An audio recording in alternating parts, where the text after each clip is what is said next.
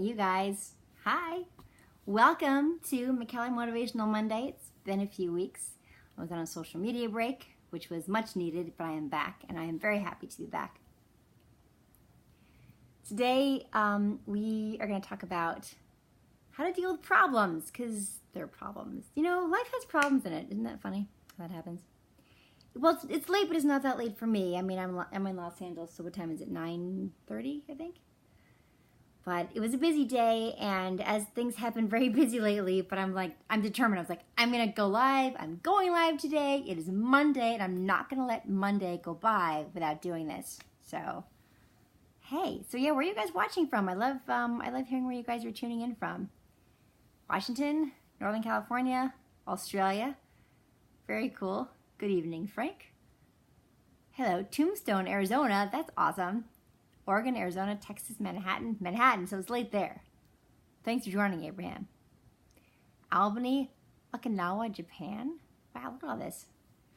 Hollywood Hills. I'm in Los Angeles. Oh, Tommy, I'm hurt. I'm sorry to hear you're not feeling great, but hopefully this will cheer you up. Yes, I am live, Brandon. I don't know if Mur watches my scopes. That's a funny question, Dragon fan.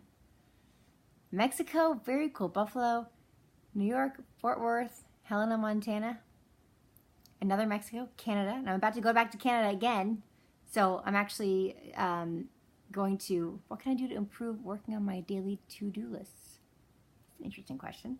I mean, I'm just writing a list. You know what I like doing with lists? I like checking things off. If I write a list, I write a list of the things I have to do. My favorite part is checking things off, like putting a big line through it. And then what I'll do, if I decided not to do something, I do like a wavy line through it. I don't know, that works for me. Just showing me that I didn't actually do it, but I realized I don't need to do it today, or decided not to do it for whatever reason. Hoofhearted asks, what would you do if I sang out of tune? You know the answer. I would have to stand up and walk out on you. I'm sorry, that's how that song goes. So I was saying I'm about to go to Canada. I'm shooting another Hallmark Channel movie, but this time it's for Hallmark Movies and Mysteries, and it's one of their mystery movies. So I'm very excited about that. That's going to be awesome. And yes, I am so excited about doing a Dollywood movie. My Christmas movie is going to be at Dollywood this year. So great. I love Dolly Parton so much. I look sad today. I am not sad at all, Rand. I'm having a great day. I'm so happy to be here, and I'm so happy to be with all of you right now. Long Island. Dolly will be in it. She will have a couple scenes in the movie. There probably won't be a Wonder Years reunion. You met Dolly in an elevator? That is so cool. I got to meet her back in April, actually. Unrelated to the movie. It had to do with the Imagination Library, which is her charity, which is so cool. They give books. They make these low-cost printings of popular children's books and give them to the little kids ages 0 to 5, one book per month until they turn 5 years old. It's all about literacy and helping them to read, and these are underprivileged kids who might not normally have access to books. Hi, Mom. Your daughter loved Goodnight Numbers? Thank you. So Goodnight Numbers is my book that's in the Imagination Library, and that's how I ended up meeting Dolly Parton, because they asked me to narrate the documentary about Imagination Library. So anyway, I got to meet her because she came to the recording of the narration and completely blew my mind. It was a surprise. I didn't know she was going to be there. So that was pretty amazing. That was back in April.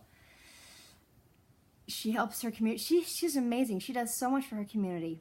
And by the way, if you're interested in that program, if you've got little kids, if you're strapped for cash and you wish your kids had access to more books and they're between the ages of 0 and 5, check out imaginationlibrary.com and see if it's available in your area. It's not available in all areas. It's available, I think, in all of Tennessee and in many, many places. They have given away 124 million copies of books since they started 24 years ago. That's a lot of books. It's pretty amazing. So, yeah, so these are the projects I'm excited about working on. And every week we talk about something, some issue, some concept that's going to help us have a better day, a better week, a better life, who knows. And so many interesting, yes, Dolly is a kind soul. I know, I could tell as soon as I met her. You can kind of tell anyway. Your daughter is She teaches year 4 and she uses my books as reference material. That is so cool. So at McKellarMath.com, you can see all my math books that I've written so far. There are more coming. And it spans ages 0 to 16. It's all about making math fun and accessible. That's like one of my missions. So, all right. So let's talk about problems for a second. Because I just had sort of a revelation. And it's nothing new. I mean, look, all the stuff we talk about on this is all different ways of thinking about things that we've all heard before, that we all know on some level, but we need reminders. Maybe sometimes repackaging and rethinking about it helps us to understand how to apply it to our lives better. This idea of when you have a problem presents itself to you, how do we frame that? If we say, oh my gosh, this is a problem, we sort of like our brains like lock off and sometimes can just sort of like freeze, and we get defensive and we get upset and we get into like this fight mode. We get ready. Okay, it's going to be a problem. It's going to be a conflict. And if instead, I'm thinking like, well, what if when we had a problem, what if when a problem presents itself to us, what if we don't do that? What if instead we say, I'm not going to look at this as a problem. I'm really not going to look at this as a problem. I'm going to say, thank you, universe, or thank you, God, or thank you, however you talk to whatever else is up there. This is an opportunity, and maybe I don't know what the opportunity is yet, but I'm going to get curious about it, and I'm going to not look at this as a problem. I'm going to look at this as a situation, as something interesting I wasn't necessarily expecting, getting curious about it. And first of all, I want to hear, yes, it's all about perspective, Bruce, but and we can hear things like that. Yeah, it's all about perspective. Yeah, it's all about your attitude, blah, blah, blah. But really, for real, when you change your attitude about something like that, you will change the whole like life force around you. And you can say it's all woo-woo, but it's also very practical. If you're not defensive and you're not crazy and angry and in fight mode, that will affect the people around you in a positive way. And your problem will probably not end up being as big of a problem as it could have been. When we force solutions, when we get defensive, when we get aggressive, that kind of stuff, it just makes it worse. Like for real, it actually does. And I had an experience recently that I can't go into the details about, but it hit me. I thought, oh my gosh, this is real. I didn't think of this as a problem. Here's a fun thing. On movie sets, because there are problems that arise all the time, whether it's a problem with the location or a problem with where the camera's going to go or whatever's going on. Whatever it is, I've heard this great quote, and that is, if there's no solution, then there's no problem. So, and what that kind of makes me think of is like, if you believe in a higher power, Joel, yeah, I mean, thank you, Shelby, I'm glad that resonated with you. The problem is that it's hard to explain. Is that from a song? Well, thank you, Fwa Fwa, whatever your name is. Yes, yes, Newfie, sometimes I do get upset. Yes, I'm very much a human being. Right? It's interesting, right? Sweet kitty gal, if there's no solution, then there's no problem. So then you just kind of surrender to it and say, all right, well, what is this opportunity? So, okay, this is one of my favorite books, 7 Spiritual Laws of Success. You can see it's got a rip in it. That's how long I've had this. It's gone with me all over, and I literally just lost my place. Okay, well, here's a problem, right? I opened it, and the book slipped, the flap slipped out, and I lost my place. But I'm not going to think about it as a problem. Yes, every situation can be positive if you let it be. And I actually am starting to believe that. I used to think that was just, I don't know, something people said that it sounded convenient and too good to be true. Positive vibes create positive lives. I like that, Iris. That is so true. I'm doing great, Calvin. Thank you for asking. How are you? I don't know about if there's a distributor of my books in Peru, Emmanuel. You don't know about that. But if you contact your local a local publisher, then you can request that they print the books in Peru, because I think that's how it works for foreign distribution. Thank you. No, why are people saying that I look sad today? I'm really not. I'm so happy today. I had some great news today about one of my books. Anyway, but I have been told that I have like sad eyes. They're just kind of always look sad. Soulful, maybe? I don't know. Not actually sad, though. Do I think that's the same thing as manifesting? That's a great question. And you take a deep breath to look for a solution? Yes, absolutely. I think manifesting can be... Thank you, guys. They're not watery. You know what the problem is? I've got this bright light shining on me. It's also making me look really shiny. But manifesting. So manifesting, people talk about how you can imagine something and then you can have it just by imagining it. And there might be something to that, because believe me, there's stuff out there that nobody can explain. But in addition to that, or instead of, or whatever, but also what we put out does come back to us. And it's not just that we put something out and it affects other people and then they respond to us. So if we're positive and happy, then we put that out there at least. And believe me, being positive and happy is oftentimes a choice. It doesn't happen automatically. When we put that out there actively, then the people around us give it back to us. And things that we want in our business, in our personal life, tend to go our way more, because people want to do things for nice, happy people because it makes them feel good, and they want to be around you, and they want to do what you want because they just feel more agreeable. That's certainly true. Also, though, it seems to me that when we look at the world with optimism and curiosity instead of defensiveness and worry and fear, when we carry that spirit with us and we really look at the world that way, then we actually end up seeing the good in the world. And that becomes the world we live in because we're noticing that. Whereas if we're looking for the bad stuff and we're telling ourselves the world is bad, then we see things and that fills in. Like we collect evidence. As human beings, it seems that we collect evidence for what we believe to be true. So if you think that the world is a great, loving place, you'll tend to notice those things and they'll stand out to you. And you'll find evidence to support that story, to support that belief. If instead you believe that it's a bad, horrible place, you'll notice those things and you'll start collecting those as evidence. And either same person, same situations, different outlook, those people are going to experience life differently from each other. One of them is going to enjoy it more and one of them is not going to enjoy it. And that is the exact same situations. Right? The secret gamer? Yeah, that's a different thing. Like what goes around comes around, David? Partially. Absolutely. Thank you, Rick. Stephen, that's another good point. When you have positive people around you, you have to be careful about the people you surround yourself with because you will tend to become more like them. A lot of people, you have to keep calm. Yes. Ooh, almost just pulled everything over there. Life is humbling. Yes, life can be very humbling. But that's okay. I mean, as long as we go, all right, well, I'm not perfect.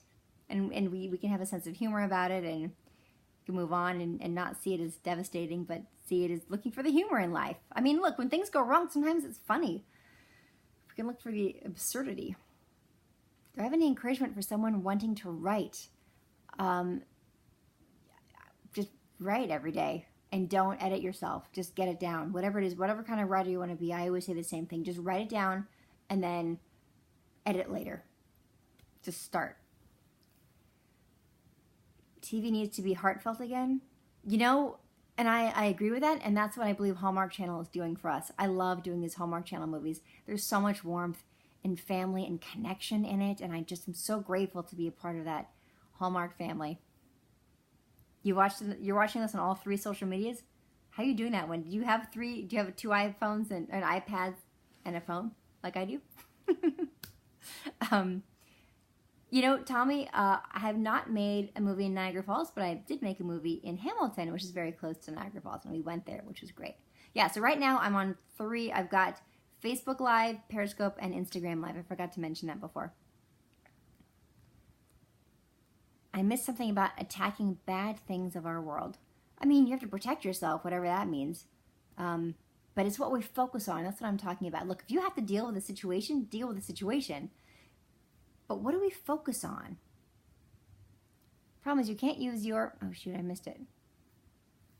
Something about... Write that again, whatever that was. Something about your solutions on other people's problems. Was that what it was? Don't let mean people get in your way.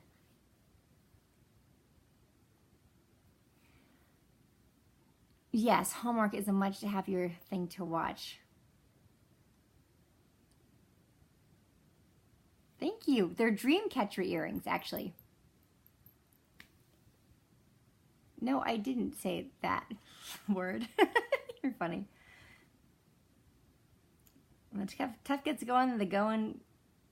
When the tough gets going, the going gets tough? What is that? I don't remember what that expression is. If you're a negative person, they will attract negative attention for sure.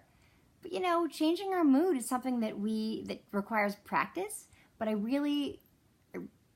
can be done. It can be done. Music is one of my favorite things because you put some music on and that can absolutely, it's a Billy Ocean song, it can absolutely change your mood. To me, it's one of the fastest ways to change my mood.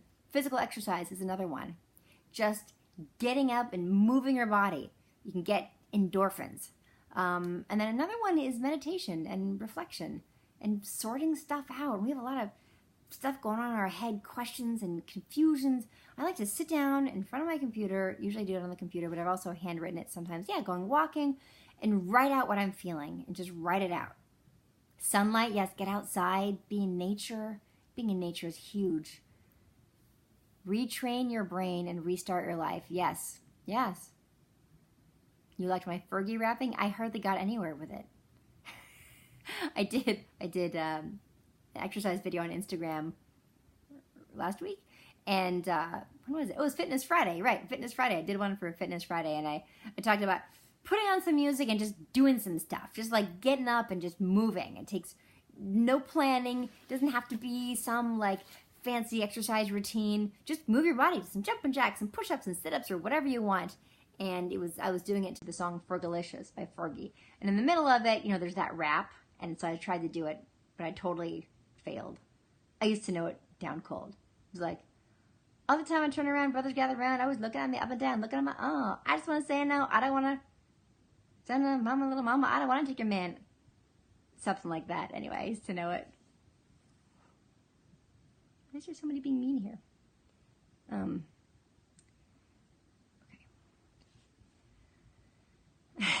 Yeah, I'm not much of a rapper. Vitamin D, particularly in the winter, that's good. Yes, Lynette, I did feel the earthquakes. It's been crazy. They weren't that bad, though. Yeah, I don't know, Hoof. Something that I probably wouldn't say in a video. Terry, I am not an exercise instructor, and I don't know how to give you advice, and I shouldn't because I'm not a physician or anything like that. But I do believe that there's ability for stretching and moving your body to some extent, but please check with your doctor.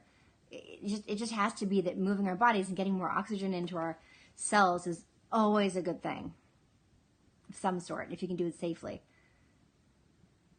Yeah, yoga is fantastic. Isn't it amazing? So you can do something like yoga or some exercise that you love, and it can make you feel fantastic. And then a couple days later, the next week, you get busy, and you're like, yeah, I guess that would be great if I did that, but you don't for some reason. And then if you do, then you're so glad you did, and you couldn't believe that you almost didn't. I don't understand that part of the human brain.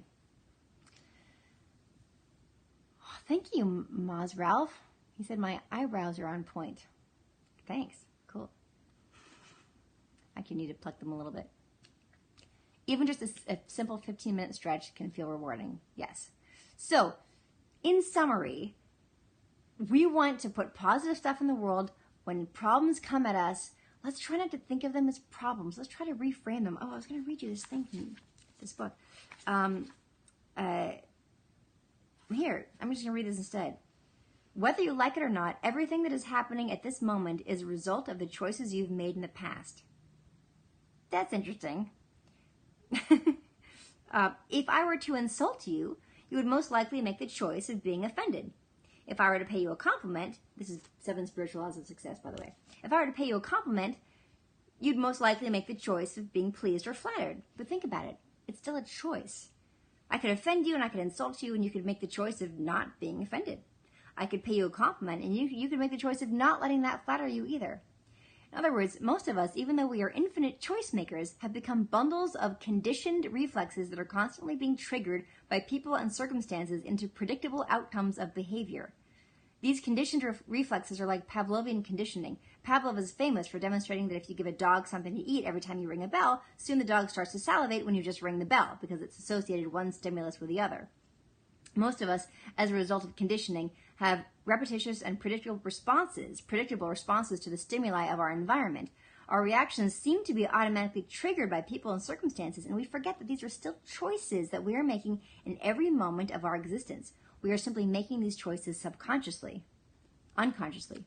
If you step back for a moment and witness the choices you are making as you are making those choices, then just in this act of witnessing, you take the whole process from the unconscious realm into the conscious realm. The procedure of conscious choice making and witnessing is very empowering. Right, nobody can make us mad. We decide to get mad. It's our choice. They're great books, sweet kitty gal. I'm reading The 7 Spiritual Laws of Success. I should be in Congress? Yeah, I don't think so. I try to stay away from politics because the whole thing makes me crazy.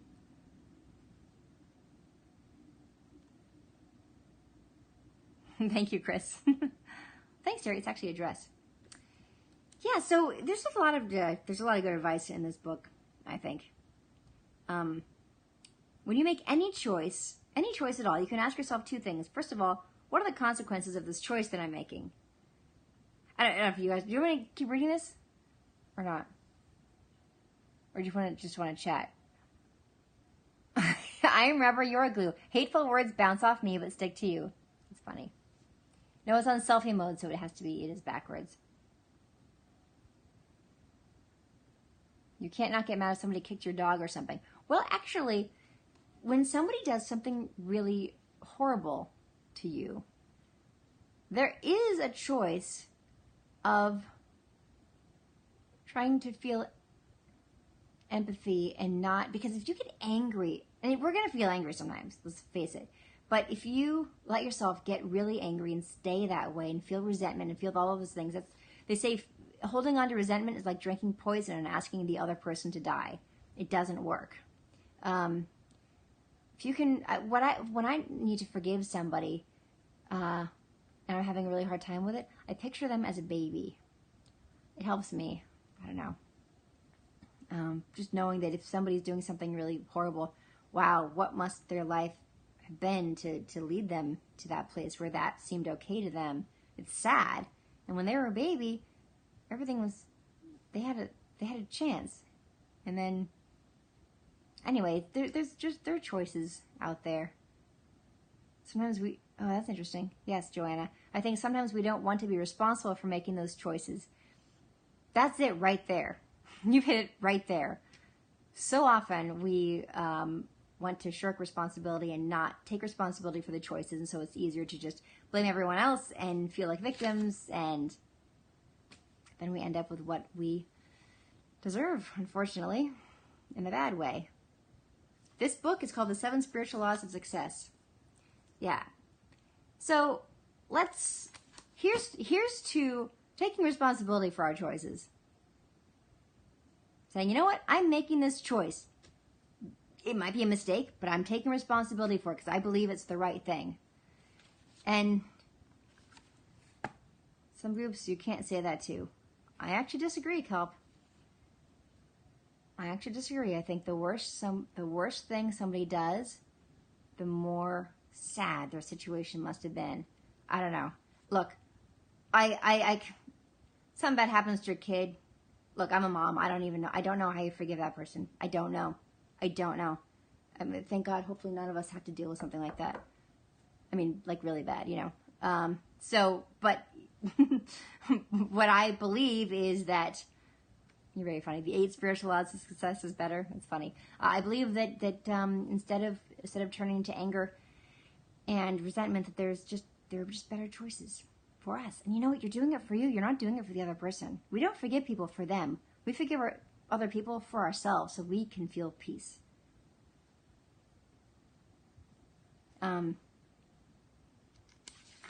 So this whole idea of making choices, you might say, well, how do I know what the right choice is, right? I really like what Deepak has to say about this. He says there's a very interesting mechanism. Right, he says there's only one choice out of the infinity of choices available, and every second, only one. that will create happiness for you as well as for those around you. And when you make that one choice, it will result in a form of behavior that is called spontaneous right action. It's the action that nourishes you and everyone else who's influenced by that action. It seems too good to be true, right? You're like, what? Okay.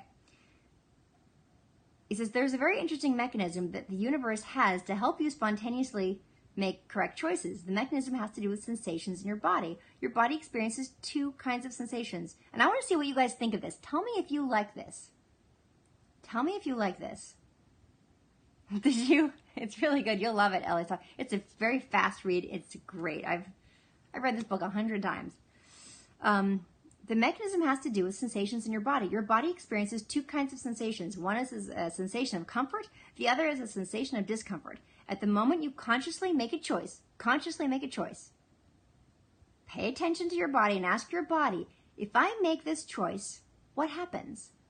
If your body sends a message of comfort, that's the right choice. If your body sends a message of discomfort, that's not the appropriate choice. For some people, the message of comfort and discomfort is in the area of the solar plexus, but for most people, it's in the area of the heart. Consciously put your attention in the heart and ask your heart what to do, then wait for a response, a physical response in the form of a sensation. It might be the faintest feeling, but it's there in your body. Because only the heart knows the correct answer. Most people think the heart is mushy and sentimental, but it's not. The heart is intuitive, it's holistic, it's contextual, it's relational. It doesn't have a win-lose orientation. Anyway, I find that to be very interesting, and I've found it to be pretty good. Like it works. That actually works for me. But the key is, yes, the heart does speak to us, Craig. So, this is the 7 spiritual laws of success. That's interesting, gamer peeps. Yes, some choices are uncomfortable in some ways, but you know it's right, and that knowledge that it's right is in your heart. The discomfort isn't in your heart when you feel uncomfortable. The discomfort usually is about the situation you're in. It might cause some conflict because you're not agreeing with a crowd or whatever it is. But in your heart or in your gut, that will feel at peace when you're making that choice that is right but uncomfortable. I believe that strongly. Sometimes your heart and your head conflict. Absolutely, Douglas. This book would tell you that our guts are way smarter than our brains. Check it out. If ever in doubt, ask your cat. Cats are never wrong. That's interesting, Matthew. Very interesting. Yes, life begins at the end of your comfort zone. I've heard that. I like it. Yeah, your gut feeling. It's your gut feeling, man. You need to know yourself, Aldo. True, that is very useful. He said, this book says it might be the faintest of feelings, but it's there. So probably the less time you spend getting to know yourself and journaling and finding out, then maybe the more time you spend doing that, maybe the stronger the feeling is in your heart that tells you which decision to make. This book, I got it on Amazon. Or wherever you get your books from. Yes, Chris, I think that is true. Well, Rishi, test it out. Test it out. Books. Is it all you? Oh, with my books? With my math books? I write my books. I am the only author of my books. I don't have a ghostwriter. There's an editor at the publishing house, of course, and they help me with formatting, and sometimes she'll make it a suggestion about a word choice. Like if I said the word just in the sentence and the word just in the next sentence, she'll be like, pick a different word. And they're great. And plus she does so many other things. My editor is amazing. I couldn't even list it. But when it comes to the writing, that's me. That's why it's really like one a year is better. Don't steal books from the library, John. You're supposed to check them out and then bring them back when you're done with them. You just order the book. It's great. It's just so good. Thank you. You have my math books, Mr. Bell. Thank you. They're at McKellar. So McKellarmath.com. You'll see all the books. It's from ages 0 to 16. One of the latest ones is called Do Not Open This Math Book. It's for ages 6 to 8. It's all about reverse psychology for that age. I've got an 8-year-old, so I know. It's addition and subtraction. So yes, Corey. Yes, just stop and breathe for a second before you act. It's a great way. And remember, problems? What problems? If you have a problem, try thinking of it for real as an opportunity. And listen to your gut and listen to your heart. Take responsibility for your choices. It's just so much better than the alternative. Let's be active participants in our lives and not play the victim and not just, we have so much more power. We have so much more power than we realize. So much more power than we're taught that we have. And that's honestly a big part of why I write these books for kids. Why do I want them to be good at math? Why does it matter? Because it makes you into a good problem solver. It makes you into an analytical thinker, somebody who can make their own choices, think for yourselves. And anyway, thank you for being with me here. And for whatever problems present themselves to you this week, try thinking of them truly as opportunities. Listen to your heart. It's going to be great. And I think you guys are awesome. Mwah! Thank you for watching the Dana Cam. You are the D Squad, and I appreciate you all. I appreciate your shares and your follows and all your comments. Be kind and please rewind. That's awesome. I bet a lot of people won't know that reference. And have a wonderful week, you guys. I'll see you soon. Bye.